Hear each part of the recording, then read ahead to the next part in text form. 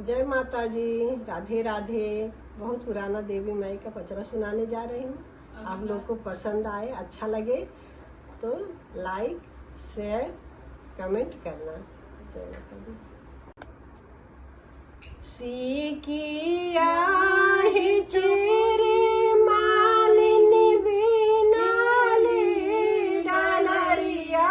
हो, किलाई के डलरी ना मैया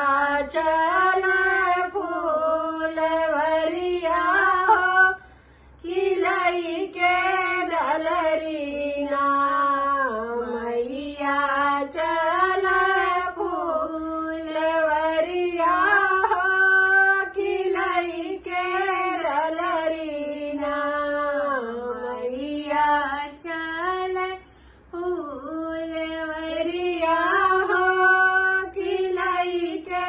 डलरी ना खेलत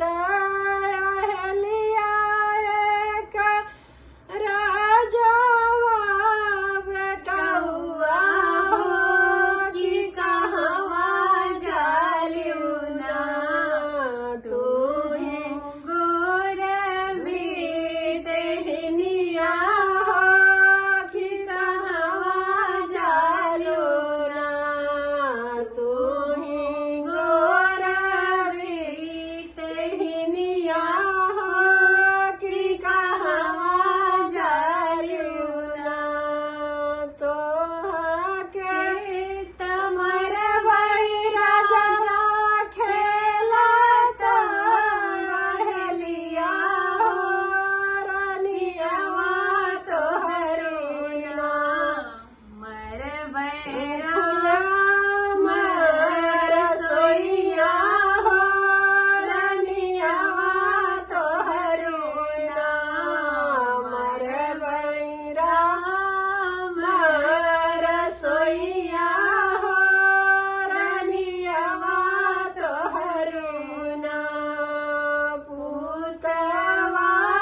तमर बैराजा भर का चहरिया हो, पतोहिया तोहरे ना मर सुलवा के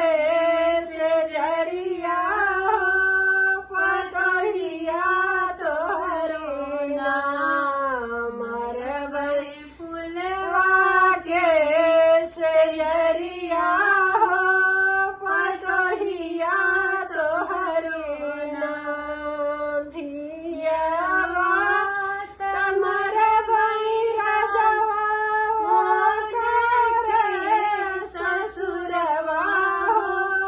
दमदवा तोहरो ना मर बई तोहरी दुअरिया हो, दमदवा तोहरो ना मर बई तोहरी दुअरिया हो, दमदवा तोहरो ना हमरे तबक समैया खेलत अहलिया हो, रानियवा हमरे ना बकसरा रसोइया हो, रानियवा हमरे ना बकसरा रसोइया हो, रानियवा हमरे ना पूतवा तबक समैया हमारे चहरिया हो, पतोहिया हमरे ना बकसा फुलवा के सेजरिया हो, पतोहिया हमरे ना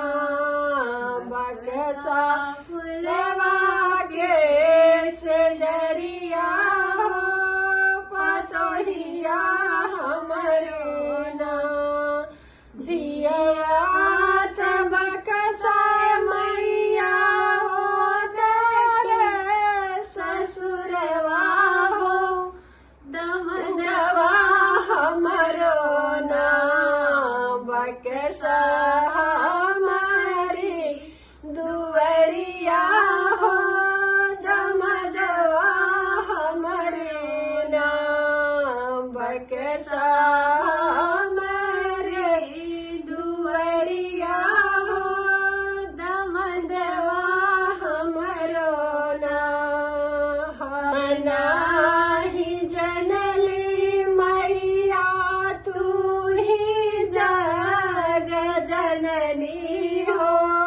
गलतिया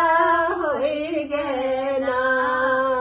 हमके माफ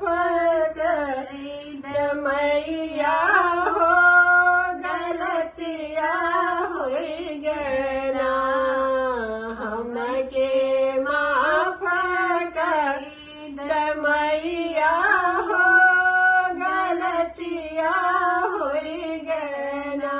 बोलो शेरा वाली मैया की जय।